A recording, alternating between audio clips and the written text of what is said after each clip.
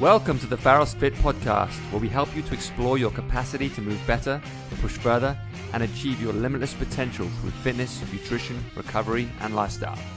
Hey guys, welcome back to the Pharos Fit podcast. I'm here with my dear wife, Emily Cavell, today. Hello. What's up, Emily? Hi. How you doing? I'm so good. How are you? I'm good. Today, we wanted to kind of give you a backstage pass to the Limitless Challenge. I think this past Limitless Challenge we did was probably the best one we've ever done. And I think it is that way just because the way we organize it, the way we set it out, and the topics that we delved into were far deeper and I think far more meaningful than they ever have been before. I think, after the pandemic and the way that this past year has kind of shaped out, it forced a lot of us to ask some fairly deep questions of ourselves. What makes us happy? What do we really want out of life? And what does fitness really mean to us beyond the aesthetic? Absolutely. Ultimately, it's kind of funny because we just finished up the challenge, right? Like just had the 6 week. And ultimately, it's always coming to the conclusion that you're always right back at square one, right? Like you're just as soon as you finish something, we go right back. And we're always revisiting our values, always trying to strengthen our zone of genius and overcome all these stories and obstacles that we tell ourselves and really condition ourselves to be the best version of ourselves. Right? So this is an episode, if you have never done the Limitless Challenge and you want more information, it's a backstage pass. But if you did the Limitless Challenge or you've done it, then it really is it's the refresher course to remember that this was not a finite period of 6 weeks of transformation of which you forget about, right? These are the principles by which you use for the rest of our life. Yeah, because, I think, again, the journey that we all went on together during this challenge went far beyond, nutrients, macros, fat loss, muscle gain, that kind of stuff. Even for me and Emily, we found ourselves going places that we didn't really necessarily expect to go. And with the community that we had involved, they went places and they gave us information and feedback. Right, we learned from them just as much as they learned from us. It really was a good educational process that goes far beyond, reps and sets. So give it a listen, try and take it all in, and we hope you enjoy this podcast, and we really hope you learn something from it, take something away from it, and use the information as you go forward. If you want to see kind of how I had done this, I came up with some words, some specific single words to define the two. I'll share you mine in a little bit. But in the chat, I'd like you to go through for health and for happiness, words that you associate that you want to identify with when you say, yes, I am a healthy person, or I'm working towards health, and these are the things that I value about health. And these are the things that I value about the state of being happy and happiness. So write out those things. While you guys are writing that, I'm just going to talk about. I did this podcast with Ryan Russell this week. He was an NFL player, still a professional NFL player. He's a free agent right now. He was the first bisexual NFL player to still be, professional. And obviously that journey brought with it a lot of trials and tribulations. But one of the key things he kind of said to me was, he spent his whole life as a football player, and he defined himself as a football player. And that's all he defined himself as. And then obviously when his football career kind of took a turn, and then he went into riding and went down a different path, he began to explore, how do I now define myself not as a footballer? What is it that really makes me me? Who am I? What are my real loves? What are my real passions? And it was a really kind of powerful thing, obviously, because I think a lot of the time we look at people in sport and exercise, and we think that there's incredible people and they're doing these incredible things. And I think from their perspective, there's a danger of letting the thing that they do consume them, and that's how they come to define themselves. I am who I am because I'm a footballer. But that isn't really who we are. Like, and I like to think of it more as it's the way that I do sport and the way that I do physical exercise that defines me. It's not the exercise itself or the sport itself. It's the way I go about things. And the way I go about things is my value system. My value system makes me behave in a certain way. So I think when we think about these things, like, talk about happiness and when we talk about health and mental health and all that kind of stuff, I think it helps to think about, it's not necessarily the act of doing something, it's the way that I go about it, the way that I do things that really matters. And I think about that when you go into every workout, every day, it's kind of like, how am I going to go about my day? What kind of me am I going to bring to this situation? And if we can try to bring like our best self to any situation, whether it's a workout or a meeting or a job interview, whatever it is, and that's kind of like half the battle. And of course, there is no real definite answer to like what makes us happy, what makes us happy. It's always changing.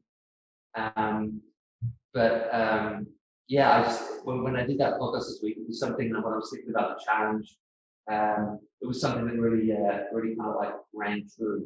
Because I think a lot of us, and if you are in a kind of alpha mindset, exercise becomes very addictive, and it is easy to fall into the trap of like, I'm defined by the exercise that I do, and I'm a hard exerciser, I'm a hard worker outer, and that's what I do, and that's how I define myself. But just important to remember that isn't what makes you. It's just, it's all part of one piece. Yeah, one piece of the puzzle. All right, I love Daniela's feeling whole. Unmute yourself. Chat about that. Hi. Hi, So I guess feeling whole for me just means like I don't feel like I'm lacking anything. I feel balanced. I feel joy when I need to feel joy. If I feel sad, like I'm feeling sad for that one thing, not about everything and that everything is falling apart, but everything is felt appropriately and not in like a crazy way. Yeah. beautiful. Right. I love awesome. that. I love that. Justin, we got clarity, focus, awareness, beautiful words. Chat with us a little bit about how you got to that. Well, how I got to that. When I think about like being happy and healthy, right? It gives rise to a new reality in which I can be connected to things and I can bring to bear my will on the things of my life that I haven't addressed. And so, basically I found myself in this, pre-challenge in the, pandemic shutdown world, kind of half-assing everything, which has been kind of a default thing for me for the last 10 or so years. And, I think giving myself healthy food and getting myself into a routine and exercise and bringing that healthiness has allowed me to go ahead and not let all these other things be a distraction or a thing to take away my attention from the things that are important in my life. What I love about what you have said is that it comes from a place. You said, here's the issue, right? You're like, I feel like I've been half-assing it. So if you approach sometimes with that idea of like, oh, I've been half-assing it, it's like a negative goal. I got to get out of this half-assing. But instead, he named it with 3 actionable positive things: clarity, focus, and awareness. And by embodying and seeking out those 3 things, that will help him to full ass it, right? Instead of half-ass it. So I think that's great. I think that we can always kind of take those things of like, okay, what are our own pain points? What are those things that we like want to change? And can we like put those positive words or those actionable things that by pursuing those actions kind of like turn things around for us? You say full asset. I did full asset. Is that okay? I hope so. I just invented it. I saw that I got Shos's attention.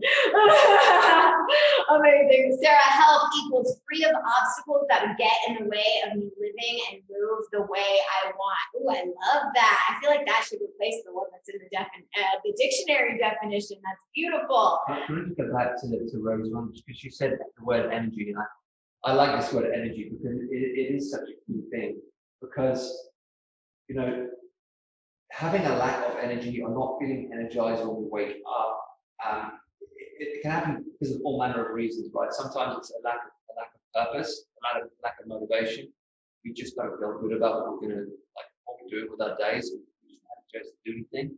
Sometimes it can be like overtraining, like I've gone too hard and now I don't have any energy. Sometimes it can be, like we said with coffee before, we're putting too many toxins in our body that are like stripping us of energy. Sometimes nutrition, I don't have enough nutrients, therefore I don't have enough energy. So energy is a kind of like a good key barometer to like to really focus on. It's like, do I wake up? I mean, we don't always wake up feeling energized. Sometimes it takes a little bit of time. But in my day, do I feel generally energized, or do I feel generally like just lethargic about everything? Because if you do feel that way, there's something that needs attention, and it can be all manner of things. So I think energy is a good barometer of health. Yeah. Tim's got self-awareness, self-confidence, outward and inner strength. And I think you would also put when your physical matches your mental. So I love that you're kind of threading that through. Yeah, I'll share that link. I did. I found it while you were talking earlier. I found it. Well, this technology happened at the same time. It's a lot. Yeah. It's too much.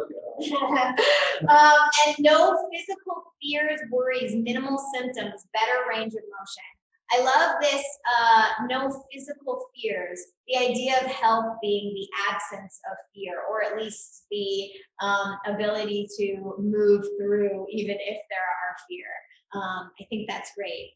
Yeah, because I think there's sometimes like, if we have had injuries in the past, I think there is a physical fear of like, oh my God, I can't do anything because I'm just going to get hurt. And sometimes that does take a little bit of overcoming. And again, sometimes it can just be like being more aware of your body, being more attentive to warm-ups and to understanding your body a little bit better. But the worst thing in the world for me is, it happens a lot of time in the medical practice. Like you go to a doctor say you need to stop exercising, like you're hurt, you're injured, and that can lead to a really, really bad cycle of non-activity, which only makes people in the long term worse. So. Okay, so you can see from the revelations that you've just heard that if you want this fitness journey to last and you want to optimize your health and fitness moving forward, you have to attach value to it. You have to attach meaning to it. It has to go beyond sets and reps. You have to find your sense of purpose with it. You have to find your relationship to it. And I hope that through listening to this podcast, you've heard other people talk about it. You've maybe acknowledged, within yourself, something of importance that you can carry forward, and hopefully you'll start to really, delve into the big question of why, and delve into the big question of how, and find a way to move forward successfully in your fitness journey. Especially from a place of health and happiness, and really examining what that looks like for you in your life individually. And it's going to look so different for everybody. And the more we can accept and embrace everyone's individual definitions of health and happiness, the better the fitness industry as a whole is going to be, So I'm most excited about that, changing the messaging around how it is that we go about examining our goals, what self-improvement means, that it doesn't come from a place of lacking, that it doesn't come from a place of us needing to change because we're horrible and we're worthless, right? Like self-improvement comes from a place of like, we are the type of people that good, better, best. We want to try to squeak out 1% better every single day, and making sure that we have a value system and a definition of what health and happiness means is gonna both keep us in check when we're maybe going off the deep end, but it also it gives us something to live by that isn't, as Pete said, sets and reps or how good I look in a bikini. Right. I look pretty good in a bikini. Though. You do look pretty good in a bikini. All right, you guys. Thanks again for tuning in. If you've never done a Limitless challenge before and you would like to sign up for one in the future, you can go to www.jointhepack.fit/limitless-challenge, or just scroll to the bottom of your podcast right now, and there's probably going to be a link in the show notes. You can click on that, and then there's a little survey that you can give us that lets us know a little bit about you, and that'll put you on the wait list for the release of the next Limitless challenge. So if you're interested in getting in on the next one, then head over there right now and make sure you're on the wait list for that. Yeah. Feel free to come in and see us anytime, guys. We are 1316 Glendale Blvd. You can follow us on Instagram at Pharos Echo Park, and we'd love to connect with you guys. Stay safe out there, and we'll see you real soon.